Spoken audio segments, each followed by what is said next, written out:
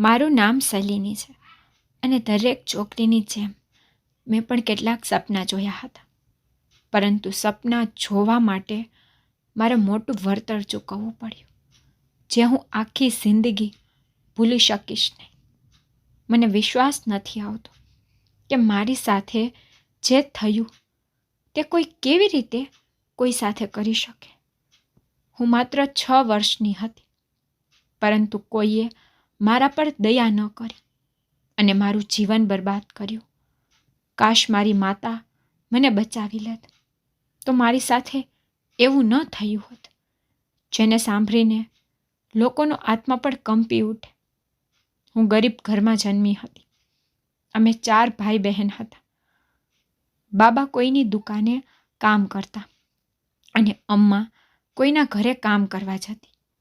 એ વખતે હું બહુ નાની હતી, તેથી મને મારું જીવન થોડું થોડું યાદ છે.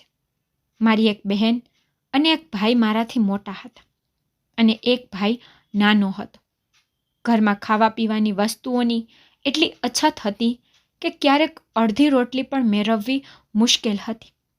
અમે બીજા બાળકોની જેમ શાળાએ પણ જતા ન હતા. મને સારી રીતે યાદ છે, એકવાર અમારા ગામમાં મેળાનું આયોજન કરવામાં આવ્યું હતું, જેમાં અમે જવાની જીદ કરતા હતા.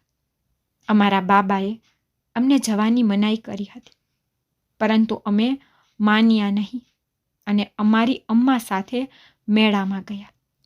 કારણ કે અમને બધાને રડતા જોઈને અમ્માનું હૃદય ચકનાચૂર થઈ ગયું હતું. ખબર નથી કે તે કયો દિવસ હતો, પણ મારા જીવનનો સૌથી ખરાબ દિવસ એ હતો જ્યારે હું મારી માતા અને 3 બહેન અને ભાઈઓ સાથે મેળામાં ગઈ હતી. લોકોની આટલી ભીડ જોઈને હું ખૂબ જ ગભરાઈ ગઈ હતી. મેં મારી મોટી બહેનને આંગળી પકડી રાખી હતી. મેળામાં વિવિધ પ્રકારના ઝૂલાઓ અને ખાણીપીણીની વસ્તુઓ જોઈને અમારું હૃદય લલચાઈ ગયું, પણ અમારી પાસે કંઈ ખરીદવાના પૈસા ન હતા. મારી બહેન એવું કહેવા લાગી, અમ્મા, મારે ઝૂલે ઝૂલવું છે. તેથી મેં પણ કહેવાનું શરૂ કર્યું કે અમ્મા, મારે જલેબી ખાવી છે. તો મારી અમ્મા ગુસ્સામાં કહેવા લાગી, મારી પાસે બિલકુલ પૈસા નથી. હું તમને મેળામાં ફળવા લાવી છું. મેળો જુઓ અને ચાલો ઝડપથી ઘરે જઈએ. પરંતુ અચાનક મેળામાં લોકોમાં નાસભાગ મચી ગઈ. અમ્મા અમને લઈને સાઈડ પર ઊભી રહી ગઈ, પણ ત્યાં શું થઈ રહ્યું હતું તે સમજી શકાતું ન હતું. ત્યારે માતાએ અચાનક કહ્યું કે ચાલો ઘરે જઈએ, નહીતર આપણે અહીં ફસાઈ જઈશું. એમ કહીને અમ્મા 3 બહેન અને ભાઈઓ સાથે આગળ ચાલવા લાગી. હું નાની હતી, તેથી મારો પગ એક વસ્તુમાં ફસાઈ ગયો અને હું નીચે પડી ગઈ. મારી બહેનના હાથમાંથી મારો હાથ છોડાવાઈ ગયો, પણ મારા માટે કોઈ રોકાયું નહીં. હું અમ્માને બોલાવતી રહી, પણ લોકોના અવાજમાં મારો અવાજ ક્યાંક ખોવાઈ ગયો હતો. અમ્મા, મારી બહેન અને ભાઈઓ મારી નજરથી અદૃશ્ય થઈ ગયા અને હું લોકોના ધક્કા ખાતી એક બાજુ ઊભી રહીને રડવા લાગી. મેં અમ્માને શોધવાનો ખૂબ પ્રયાસ કર્યો, પરંતુ મેં ન તો અમ્માને ક્યાંય જોયા કે ન તો મારી કોઈ બહેનને જોઈ કે ના ભાઈ. હું ત્યાં ઊભી રહીને ખરાબ રીતે રડતી રહી. થોડી વાર પછી એક મહિલા મારી પાસે આવી અને પૂછવા લાગી, તું અહીં કેમ રડે છે? મેં કહ્યું કે મને ખબર નથી કે મારી માતા ક્યાં ગઈ છે. તે મહિલાએ કહ્યું, ચિંતા ન કરો, હું તને તારી મા પાસે લઈ જઈશ. આ સાંભળી હું રડવાનું બંધ કરી અને તેની સાથે ગઈ. તે સ્ત્રીએ મને કારમાં બેસાડી અને પોતાના ઘરે લઈ ગઈ અને કહેવા લાગી, રાત થઈ ગઈ છે, હું તને સવાર તારી અમ્મા પાસે લઈ જઈશ. પછી તેણે મને જમવાનું અને 1 ગ્લાસ દૂધ આપ્યું. હું ખૂબ ખુશ થઈ ગઈ અને ભોજન કર્યા પછી દૂધ પીધું અને ત્યાં જ સૂઈ ગઈ. જ્યારે સવાર પડી ત્યારે તેણે મને સારો નાસ્તો કરાવ્યો અને કહ્યું કે આ કપડાં પહેરી સરસ તૈયાર થઈ જાઓ, પછી આપણે જઈએ. મેં ઝડપથી કપડાં બદલી નાખ્યા. તે પછી તે મહિલાએ કહ્યું, આંટી, મને અમ્મા પાસે લઈ જાઓ. તો તેણે કહ્યું, મેં તારી માતાને શોધવાની ઘણી કોશિશ કરી, પણ તેની કંઈ ખબર નથી. તેથી જ્યાં સુધી તને તમારી માતા વિશે કોઈ સારા સમાચાર સાંભળો નહીં, ત્યાં સુધી મારી સાથે રહો. આ સાંભળીને હું મૌન થઈ ગઈ અને મારી આંખમાંથી આંસુ વહેવા લાગ્યા. તે મહિલાએ કહ્યું, હું તને મારી દીકરી બનાવીને રાખીશ. હું તને કશાની કમી નહીં થવા દઉં. જ્યારે તમે તમારી માતાને શોધી લો ત્યારે તેની પાસે જતી રહેજો. તેણે મારું નામ પૂછ્યું અને મને રમવા માટે રમકડાં પણ આપ્યા. આ રીતે હું આંટી સાથે રહેવા લાગી. હું થોડા દિવસ ત્યાં રહી હતી કે એક દિવસ બીજા અંકલ અને આંટી ત્યાં આવ્યા અને મને તેની સાથે લઈ ગયા અને કહ્યું, અમે તમારી માતાને મળ્યા હતા, પણ તારી માતાએ તને રાખવાની ના પાડી દીધી છે. તે કહે છે કે મારી પાસે પહેલેથી જ ઘણા બાળકો છે. હું શલિનીની બોજ ઉપાડી શકતી નથી. તેથી હવે તમે અમારી સાથે જ રહેશો. હું બહુ નાની હતી, તેથી સમજી ન શકી. હું રડવા લાગી. ત્યારે અંકલે મને ઠપકો આપ્યો અને મને શાંત કરી. હવે હું તેની સાથે તેના ઘરે ગઈ. તેનું ઘર પણ ગામમાં અમારા ઘર જેવું હતું, પરંતુ તેના ઘરમાં બાળકો ન હતા. બંને એકલા હતા. એટલા માટે મને ખાવા માટે પૂરતું ભોજન મળી ગયું હતું, પણ પ્રેમ ન મળ્યો. પહેલાં હું મારી માતા પિતા અને મારી બહેન અને ભાઈઓને ખૂબ મિસ કરતી હતી, પરંતુ ધીમે ધીમે હું તેમને ભૂલી જવા લાગી અને મારા નવા માતા પિતાના પ્રેમમાં પડી ગઈ. મારા નવા માતા પિતા શહેરમાંથી સામાન લાવતા અને ગામડાની દુકાનોમાં સિલાઈ કરતા, અને અમ્મા ઘરમાં બાળકોના કપડાં વહેંચતી હતી. ગામની ઘણી સ્ત્રીઓએ કપડાં ખરીદવા માટે અમારા ઘરે આવી હતી. માએ તેમને કહ્યું, આ સલીની છે અને તે અમારી દીકરી છે. અમે તેને અનાથ આશ્રમમાંથી ખોળે લીધી છે. આ સાંભળીને બધી સ્ત્રીઓ મારી નવી માતાના વખાણ કરતી અને મને આશ્ચર્ય થતું કે મને અનાથ આશ્રમમાંથી લેવામાં આવી નથી, પરંતુ હું મેળામાંથી ગુમ થઈ હતી. પછી મને મારી માતા યાદ આવવા લાગી, જેમણે મને પોતાની સાથે રાખવાની ના પાડી હતી. તેથી હવે હું મારી અસલી માતાને નફરત કરવા લાગી હતી. મારા નવા માતા પિતાએ મને શાળામાં દાખલ કરાવી. અમારું ગામ નાનું હતું, પણ તેમ છતાં અહીં એક શાળા હતી. મેં પણ ભણવાનું શરૂ કર્યું. અમ્મા આખો દિવસ ઘરના કામકાજમાં અને કપડાં વહેંચવામાં વ્યસ્ત હતી. બાબા પાસે પોતાના કામ સિવાય સમય ન હતો. ખબર નહીં આ બંને શા માટે મને તેમની સાથે લાવ્યા હતા, જ્યારે બંનેને પોતપોતાના કામમાં વ્યસ્ત રહેતા હતા. તેઓ મને તેમની પુત્રી તરીકે લાવ્યા, પરંતુ મને પુત્રીનો પ્રેમ ન આપ્યો. જેમ જેમ હું મોટી થઈ ત્યારે મને ખબર પડી કે આ લોકોના લગ્નને 15 વર્ષ થયા હતા અને તેમને કોઈ સંતાન ન હતું. તેથી તેઓ મને તેમની પુત્રી તરીકે તેમના ઘરે લાવ્યા હતા. આ રીતે સમય વીતતો ગયો, પણ એ લોકોને મારી માટે ટાઈમ ન હતો. હું પણ મારા અભ્યાસ અને ઘરના કેટલાક કામોમાં વ્યસ્ત રહેવા લાગી. મારા પિતા ખૂબ જ કડક સ્વભાવના હતા, તેથી માને નાની નાની વાત પર ગુસ્સો પણ મારા પર ઓછો જ ગુસ્સો નીકળતો હતો. હા, બાબા પોતાનો બધો ગુસ્સો અમ્મા પર જ ઠલવતા હતા અને અમ્મા પોતાનો બધો ગુસ્સો મારા પર ઠલવતા હતા. તે મને મારી ન હતી, પણ તેના શબ્દોથી મારા હૃદયને સળગાવતી રહેતી. મને લાગતું હતું કે જો આ લોકોને બાળકોની જરૂર ન હતી તો તેઓ મને અહીં કેમ લાવ્યા. કદાચ તે પોતાની એકલતા દૂર કરવા માટે હતું. મને મારા પ્રશ્નોના જવાબો મળી રહ્યા ન હતા. આમ જ સમય વીતતો ગયો અને હું યુવાન થઈ ગઈ. હું 12મા ધોરણ સુધી ભણી હતી અને હું ભણવામાં ખૂબ જ ઝડપી હતી. મેં બાબાને કહ્યું કે મારે આગળ ભણવું છે, તેથી જ હું શહેર જવા માંગુ છું. પણ બાબા કહેવા લાગ્યા, અમારા ઘરમાં દીકરીઓ આટલું ભણતી નથી, તેથી જ હું તને આગળ ભણાવી શકતો નથી. હું મૌન રહેવા લાગી અને અમ્મા બાબા સાથે ઓછું બોલવા લાગી. થોડા દિવસો પછી જ્યારે બાબાને ખબર પડી કે હું ઉદાસ થવા લાગી છું, ત્યારે તેઓ મારા ઉદાસીનું કારણ સમજી ગયા. તેને સમજાયું કે મારે આગળ ભણવું છે.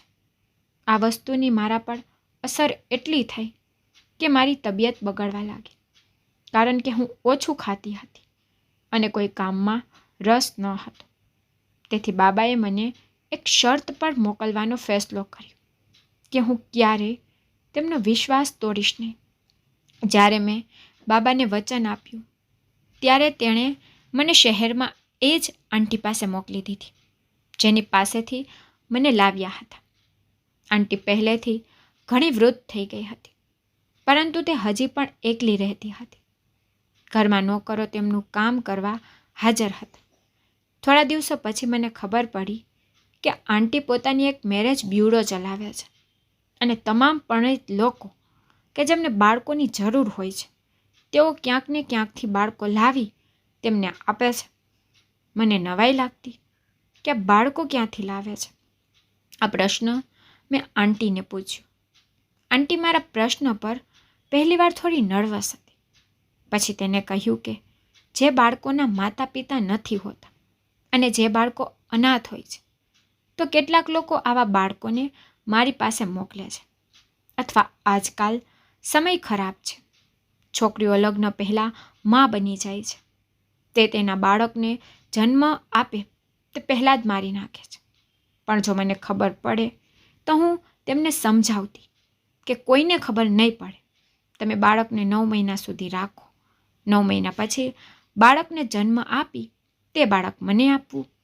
બદલામાં હું બાળકોની માતાને પણ થોડા પૈસા આપું છું. આ રીતે બાળકોનો જીવ પણ બચે છે અને દંપતીઓને પણ સંતાન પ્રાપ્તિનો લાભ મળે છે. મને આંટીની આ વાત ગમી કે તે ખૂબ સારી રીતે કામ કરે છે. તેણે ઘરના રૂમને પોતાની ઓફિસ બનાવી લીધી હતી. મેં તેને કહ્યું કે ભણતરની સાથે જ હું તમારા કામમાં પણ મદદ કરી શકું છું, તો તેને મને તેની સાથે હિસાબમાં રાખી લીધી, કારણ કે મારું અંગ્રેજી ખૂબ સારું હતું અને હું એકાઉન્ટિંગમાં ખૂબ જ હોશિયાર હતી. હવે ધીરે ધીરે હું તેનું કામ જોવા લાગી. કોલેજથી પાછા આવ્યા પછી હું તેની ઓફિસનું કામ જોઈ લેતી અને પછી સાંજે થોડીવાર ભણીને તેની સાથે બેસીને વાતો કરતી અને મારા રૂમમાં જતી. આ મારો નિત્યકર્મ હતો. આમ 6 મહિના વીતી ગયા અને હું 3-4 વાર જ મારા ઘરે ગઈ હતી, કારણ કે બાબા દર 2-3 અઠવાડિયે મને મળવા આવતા હતા. જ્યારે તેઓ મને થોડા પૈસા પણ આપતા હતા. પણ હવે આંટી પણ મને મારા કામ માટે પૈસા આપવા લાગી.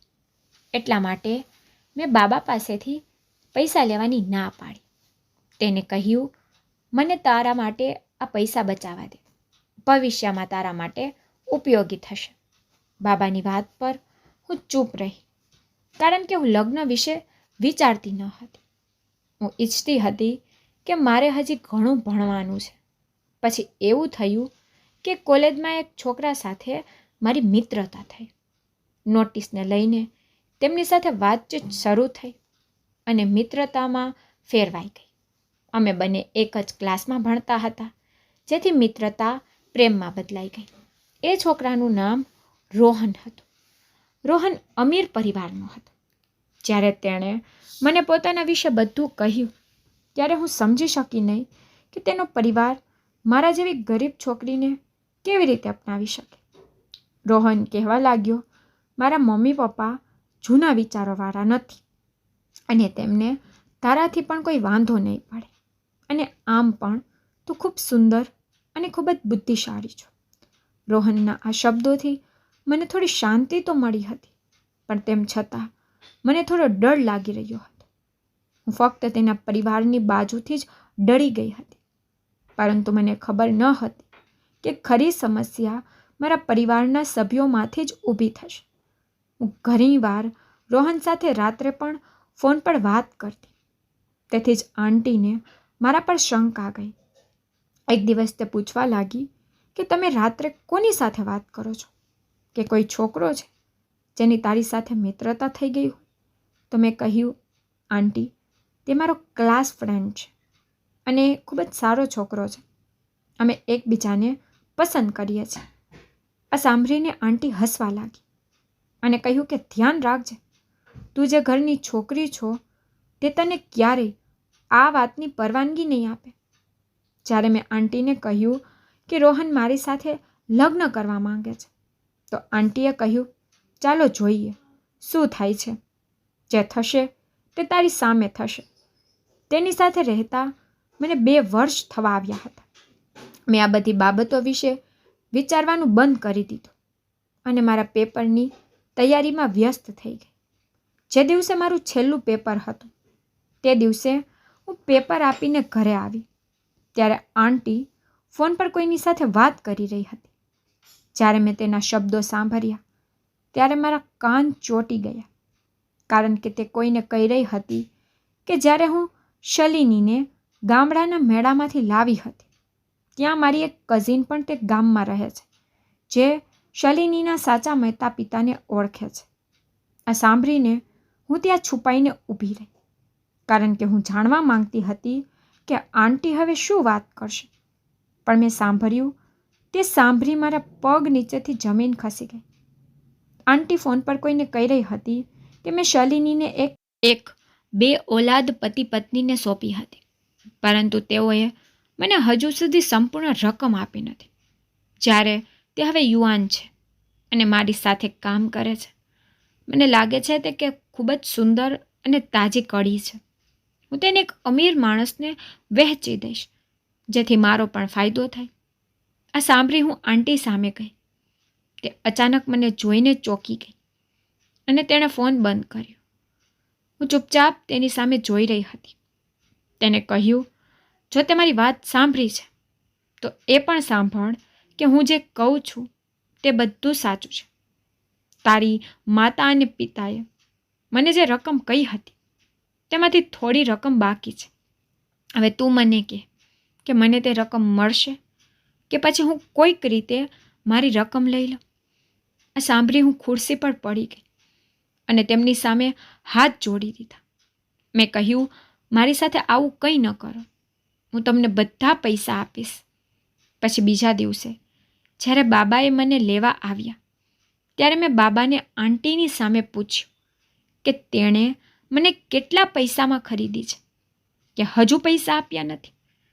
સાંભળીને બાબા આશ્ચર્યચકિત થઈ ગયા અને મારી સામે જોવા લાગ્યા અને સમજી શક્યા નહીં કે મને આ બધું કેવી રીતે ખબર પડી. બાબાએ કહ્યું કે મેં તમારા બધા પૈસા આપી દીધા છે. હવે તમે ક્યાં પૈસાની વાત કરો છો? અને તમારે આ વાત શલિનીની સામે કરવાની શું જરૂર હતી? આંટીએ કહેવાનું શરૂ કર્યું કે જ્યારે તમે પૈસા આપ્યા હતા ત્યારે શલિની નાની હતી અને મને ખબર ન હતી કે તે યુવાનીમાં આટલી સુંદર બની જશે. મને વધુ પૈસા આપો, નહીં તો હું બીજી રીતે પણ પૈસા કમાઈ શકું છું. હું એવી રીતે ઊભી હતી કે જાણે હું કોઈ દુકાનમાં પડેલી કોઈ વસ્તુ હો, જેની હરાજી થઈ રહી હતી. મારી આંખોમાં આંસુ હતા. મારા પિતાજી પણ ગુસ્સે થયા. કહેવા લાગ્યા, જો તે એવું કંઈ કર્યું તો હું પોલીસને બધું કહીશ કે તું કારોબાર કરે છે. આંટીએ એટલું સાંભળ્યું હતું કે તે થોડી ડરી ગઈ. મને પણ નવાઈ લાગી કે તે કયા કાળા ધંધાની વાત કરે છે. બાબા કહેવા લાગ્યા કે હું તેને મારી સાથે લઈ જાઉં છું અને હવે તે તમારી સાથે નહીં રહે. પછી આંટીએ ગુસ્સે થઈ અને બાબાને કહ્યું કે મારું રોહન સાથે અફેર છે. બાબા આ સાંભળીને વધુ ગુસ્સે થઈ ગયા અને મને લઈ ગામ ચાલ્યા ગયા. ગામ જઈને અમ્માને બધું કહ્યું તો અમ્માએ મને મારવાનું શરૂ કર્યું અને બાબાને કહેવાનું શરૂ કર્યું, મેં તમને કહ્યું હતું કે બીજાનું લોહી ક્યારેય તમારું થતું નથી. જુઓ આ છોકરી એમને શું બતાવવા માંગે છે. બાબાએ કહ્યું, આવું કંઈ નહીં થાય. હું તેના લગ્ન 1 અઠવાડિયાની અંદર જ કરી દઈશ. તે આપણને આવું કરી શકે છે તો આપણે પણ તેની સાથે આવું કરી શકીએ છીએ. આજ સુધી મેં આનો ઉછેર પિતા તરીકે કર્યો છે, પણ હવે તે જોઈશ કે મારું નાક કાપવાનું શું પરિણામ આવે છે. એમ કહીને બાબાએ મને રૂમમાં બંધ કરી દીધી. તે દિવસે હું ખૂબ રડી, કારણ કે જીવનભર હું મારા સગા માતા પિતા વિશે ખરાબ વાતો કરતી રહી, વિચારતી રહી કે મારી માતાએ મને જાણી જોઈને છોડી ગઈ હતી. પણ વાસ્તવિકતા તો એ હતી કે બિચારી પણ મારા માટે તરપતી હશે. આંટીએ મેરામાંથી મારું અપહરણ કર્યું હતું અને આ લોકોને વહેંચી દીધી હતી, જેમણે મને બિલકુલ માન ન આપ્યું. પણ હવે કંઈ થઈ શકે તેમ ન હતું. મને ખબર ન હતી કે હું કયા ગામની હતી અને મારા માતા અને પિતા કોણ હતા. આ બધી બાબતો વિશે વિચારીને મારું મન શૂન્ય થઈ રહ્યું હતું. પણ મારા રડવાની કોઈના પર કોઈ અસર ન થઈ અને બાબાએ મારો સંબંધ ભગવાન જાણે કોની સાથે નિશ્ચિત કર્યો. મેં મારા પિતા સામે હાથ જોડીને વિનંતી કરી કે હું રોહનને ખૂબ પ્રેમ કરું છું અને તે પણ મને ખૂબ પ્રેમ કરે છે. પણ મારા મોંમાંથી અજાણ્યા છોકરાનું નામ સાંભળીને મારા બાબા વધુ ગુસ્સાથી ગરજ્યા અને મારા ચહેરા પર જોરથી થપ્પડ મારી. તેઓએ કહ્યું કે જ્યાં તારા લગ્ન નક્કી થયા છે, તારા લગ્ન ત્યાં જ થશે અને લગ્ન પછી તારો અમારી સાથે કોઈ સંબંધ રહેશે નહીં. અમે પહેલાં પણ 2 ઓલાદ હતા અને તારા પછી પણ અમે 2 ઓલાદનું જીવન જીવીશું. અને બાબાના કહેવા મુજબ 1 અઠવાડિયા પછી મારા દિલમાં રોહનનો પ્રેમ દફન કરી હું વિનોદની પત્ની બની તેના ઘરે આવી. વિનોદ ખૂબ જ ગરીબ પરિવારનો હતો. તે તેના માતા પિતાનો એકમાત્ર પુત્ર હતો. તેના પિતાનું અવસાન થયું હતું અને તેની મા મારા જીવનને દુઃખી કરવા માટે હજી જીવતી હતી. વિનોદ મારી ઉંમરથી 2 ગણો હતો અને તેનો દેખાવ કદરૂપો હતો. મને તે બિલકુલ ગમ્યો નહીં. મને ખબર ન હતી કે મારા માતા પિતાએ આમાં શું જોયું કે મને વિનોદ સાથે પરણાવી. જો તેની પોતાની પુત્રી હોત તો તેની સાથે આવું કર્યું હોત. મારી સાસુએ મારું જીવન નરક બનાવી દીધું હતું. મારી સાસુ એકદમ ડાકણ જેવી હતી. તેના મોઢામાંથી દરેક સમયે કંઈક ને કંઈક વાત નીકળતી જે મારું મન બગાડતી. ક્યારેક તે મારી સાથે ખરાબ વર્તન કરતી અને ક્યારેક મારા કામમાં કમી કાઢતી. તે સારી રીતે જાણતી હતી કે મને તેનો પુત્ર બિલકુલ પસંદ નથી. આ કારણે તે મારી સાથે વધુ ખરાબ વર્તન કરતી હતી. વિનોદ પણ એક બદમાશ અને અભર માણસ હતો. જો તે દિલનો સારો હોત તો કદાચ મેં તેને ધીમે ધીમે મારા પતિ તરીકે સ્વીકારી લીધો હતો. અમારા લગ્નની શરૂઆતમાં મેં સમજોતો કરવાનો ઘણો પ્રયત્ન કર્યો, પણ વિનોદ અભણ હતો અને જૂની વિચારસરણી ધરાવતો હતો. જો હું સારા કપડાં પહેરીને બેઠી જતી તો તેને શંકા થવા લાગતી અને કહેતો કે તું કોઈ બીજાને મળવા જઈ રહી છે. તેની આ વાહિયાત વાત સાંભળીને મારું હૃદય વધુ ખરાબ થઈ ગયું. મેં તેની સાથે વાત કરવાનું સંપૂર્ણપણે બંધ કરી દીધું હતું. હવે ધીમે ધીમે વિનોદ પણ મારા પર હાથ ઉપાડવા લાગ્યો. તે તેની માતાના કહેવામાં આવી અને તે મને ખરાબ રીતે મારતો હતો. એક દિવસ તો તેણે હદ વટાવી દીધી. તેની માતાના કહેવાથી વિનોદે મને લાકડી વરે માર માર્યો હતો. મારી અંદર ગુસ્સો અને નફરતની આગ ફાટી નીકળી હતી. મેં વિનોદના હાથમાંથી લાકડી ખેંચી અને મારી સાસુ પાસે આવીને ઊભી રહી.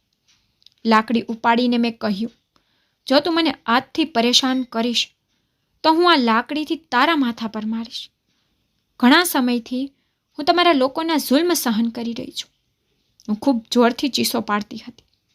મારું આ રૂપ જોઈને મારી સાસુ ડરી ગઈ હતી અને રૂમમાં જઈ બંધ થઈ ગઈ. તે પછી મારી સાસુએ બોલવું બંધ કરી દીધું હતું, કારણ કે તે ડરી ગઈ હતી. તેને લાગ્યું કે હું કંઈ પણ કરી શકું છું. જ્યારે વિનોદની માતાએ તેના કાન ભરવાનું બંધ કર્યું ત્યારે તે પણ ઠંડો પડી ગયો. પણ હું રૂમ સુધી જ રહેવા લાગી હતી. હું તે સમયે જ રૂમ છોડતી જ્યારે મારે જમવાનું બનાવવાનું હતું. હું જમવાનું બનાવી ફરી રૂમમાં આવી જતી અને પછી રૂમની બહાર નીકળતી નહીં. હું એ લોકો સાથે વાત કરતી ન હતી. એક દિવસ મેં ઘરેથી ભાગી જવાનો પ્લાન બનાવ્યો અને મને જલ્દી તક મળી, કારણ કે મારા સાસુના સંબંધીઓના ઘરે લગ્ન ચાલી રહ્યા હતા. તેથી હું બીમારીને બહાને ઘરે જ રોકાઈ ગઈ. તે મા દીકરો બંને લગ્ન માટે નીકળી ગયા. ત્યારે હું મારી બેગ તૈયાર કરી ઘર છોડીને શહેર ચાલી ગઈ. મેં જ્યાં અભ્યાસ કર્યો તે રસ્તાઓ મારા માટે નવા ન હતા. હું સીધી મારા મિત્રના ઘરે ગઈ. તેને મને તેના ઘરમાં આશ્રય આપ્યો અને કહ્યું કે હું તને તારા માટે નોકરી શોધવામાં મદદ કરીશ. હું 1.5 અઠવાડિયું તેના ઘરે રહી. પછી તેના પિતાએ તેના સંબંધી દ્વારા મને આંતરરાષ્ટ્રીય કંપનીમાં નોકરી અપાવી. હું બહુ ભણેલી તો ન હતી, પણ મારું અંગ્રેજી બહુ સારું હતું. તેથી જ મને સરળતાથી નોકરી મળી ગઈ.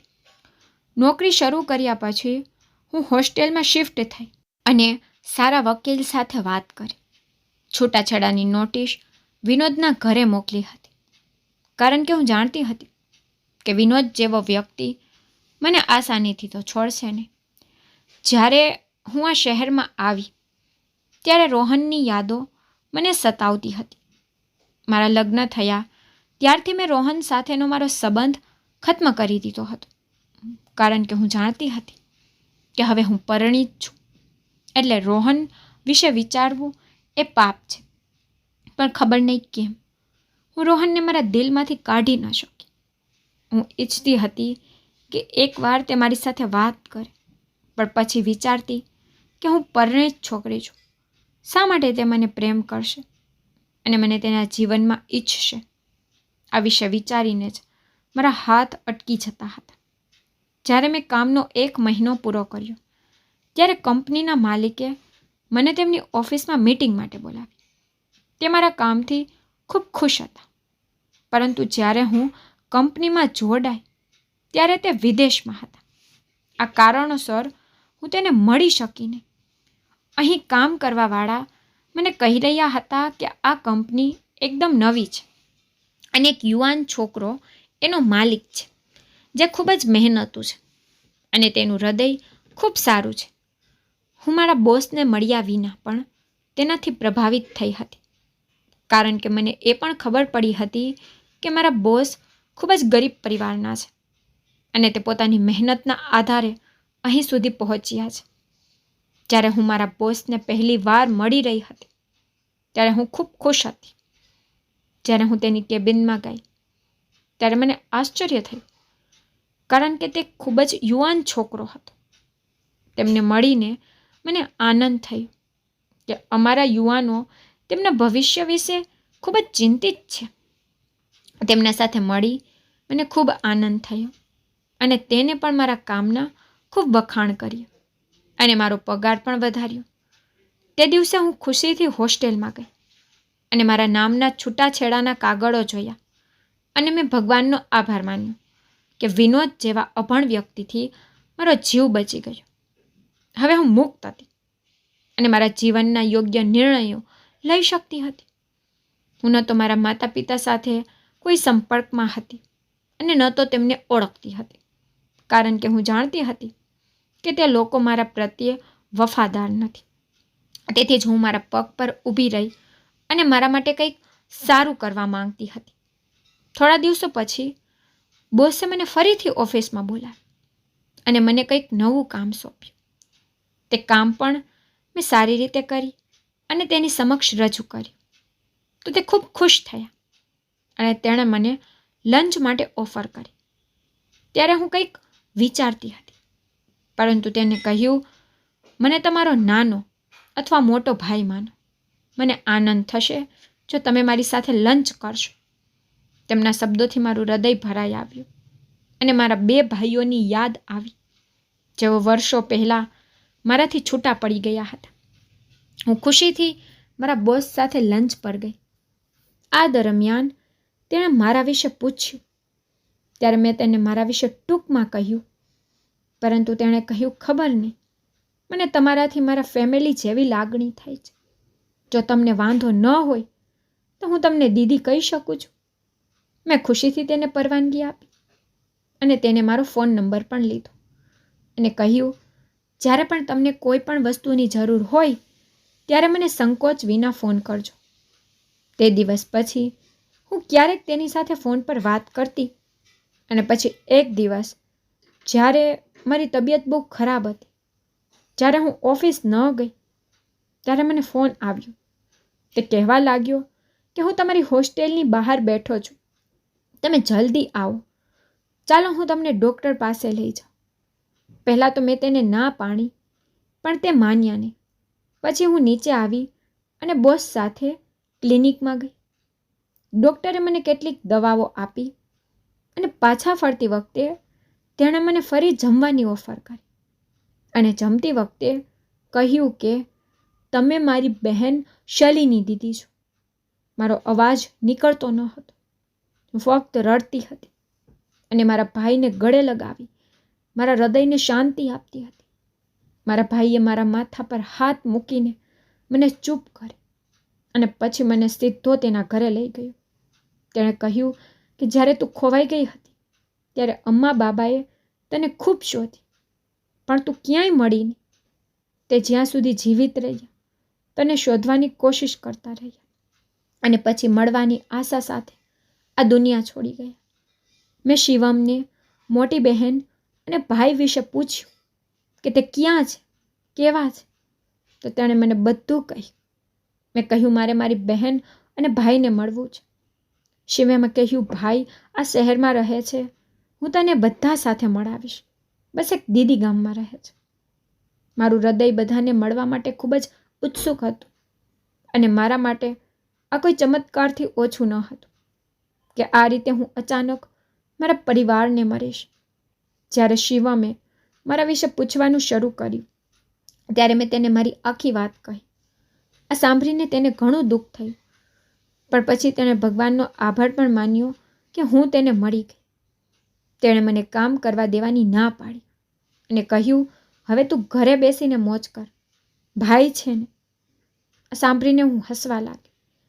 શિવમે મોટા ભાઈને ફોન કરીને બધી વાત જણાવી અને મોટી બહેનને ફોન કરીને મોટા ભાઈના ઘરે બોલાવી. તે મને પણ મારા ભાઈના ઘરે લઈ ગયો. અમે બધા રડ્યા અને લાંબા સમય સુધી એકબીજા સાથે વાત કરી. મોટી ભાભી બહુ સરસ હતી. તેમણે અમારી સાથે ખૂબ જ પ્રેમથી વર્તન કર્યું અને જ્યારે એક દિવસ મારા ભાઈઓએ મને મારા આગળના જીવન વિશે પૂછ્યું કે હું આગળ શું કરવા માંગુ છું, કારણ કે તેઓ ઈચ્છતા હતા કે હું લગ્ન કરીને મારા ઘરે આરામથી રહું. મારા મગજમાં ફરી રોહનનો વિચાર આવ્યો. મેં શિવમને કહ્યું કે મારે માત્ર એકવાર રોહનને મળવું છે. ખબર નહીં કેમ મારા દિલમાં આશા હતી કે રોહન કદાચ મારા પ્રેમમાં હશે અને આ આશા સાથે હું તેને મળવા ગઈ. તેણે તેના પિતાના કારોબારનું સંચાલન કરવાનું શરૂ કરી દીધું હતું. મારી પાસે તેનો નંબર હતો. મેં તેને ફોન કર્યો. કોલ કરતી વખતે મારી આંગળીઓ થોડી ડરતી હતી, પરંતુ હિંમત એકઠી કરીને મેં તેનો નંબર ડાયલ કરી લીધો. મારો અવાજ સાંભળીને રોહન ખૂબ ખુશ થયો. મેં તેને મળવા માટે એક રેસ્ટોરન્ટમાં બોલાવ્યો. અમે એકબીજાને જોઈને ખૂબ ખુશ થયા. તેની આંખો પણ ચમકી ગઈ હતી. કોફી દરમિયાન મેં તેને મારા વિશે બધું કહ્યું, પરંતુ મારા લગ્ન અને છૂટાછેડા વિશે સાંભળીને રોહનના ચહેરા પર અચાનક ચમક ચાલી ગઈ. તે કહેવા લાગ્યો મારા માતા પિતાએ પણ મારો સંબંધ નક્કી કરી લીધો છે અને થોડા દિવસોમાં મારા લગ્ન પણ થશે. હું સમજી ગઈ કે રોહન એક પરિણીત અને પછી છૂટાછેડા લીધેલ છોકરી સાથે લગ્ન કરવા માંગતો નથી. તેથી મેં પણ મારા હૃદયની લાગણીઓને થપથપાવીને સોવડાવી દીધી હતી. જ્યારે રોહન તેના જીવનમાં આગળ વધવાનો હતો ત્યારે હું તેના પગલાં કેમ રોકતી? મારી બહેન અને ભાઈઓએ મને ખૂબ દબાણ કર્યું કે હું લગ્ન કરી લઉં, પણ હવે હું લગ્ન અને પ્રેમ જેવા સંબંધોથી મારું દિલ ઉઠી ગયું હતું. મેં સ્પષ્ટ ના પાડી દીધી કે હું લગ્ન નહીં કરું, પણ મારી બહેન અને મારા બે ભાઈઓ ખૂબ જીદ કરી, પર મારી જીદમાં તેને હાર માનવી પડી અને થોડા સમય પછી અમે બધાએ શિવમના લગ્ન કરી દીધા. આ વેડિંગ ફંક્શન મારા જીવનનું એક યાદગાર ફંક્શન હતું, કારણ કે આ ફંક્શનમાં મારો પરિવાર મારી સાથે હતો. હવે જીવનમાં કોઈ કમી નથી. બસ એક ખાલીપણું અંદરથી અનુભવું છું. કદાચ હું રોહનને મારા હૃદયમાંથી દૂર કરી શકી નથી અને ક્યારેય કરી શકીશ પણ નહીં. મિત્રો, તમને શું લાગે છે? મારે રોહનને ભૂલી અને મારા જીવનમાં આગળ વધવું જોઈએ કે રોહનના પ્રેમને દિલમાં રાખીને જીવવું જોઈએ? જો તમને મારી સ્ટોરી પસંદ આવી હોય તો લાઈક શેર સબસ્ક્રાઈબ જરૂરથી કરજો અને કમેન્ટમાં મને જરૂરથી કહેજો કે તમને મારી સ્ટોરી કેવી લાગી છે. Thank you.